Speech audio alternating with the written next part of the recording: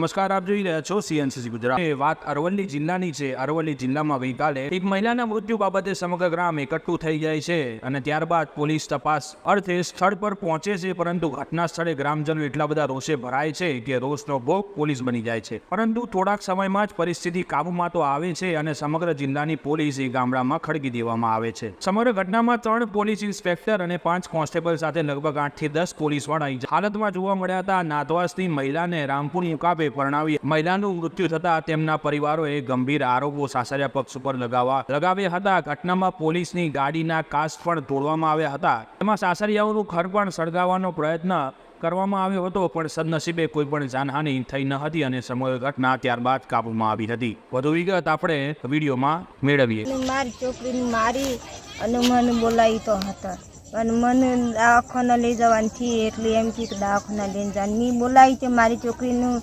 બોલાવવાની દીધી કે નથી બોલાવવાની એમ, અને મારી છોકરીને પેટું પણ હું હાથ મૂક્યો તો મારી છોકરી તો ઠંડી એમ થઈ રહી હતી।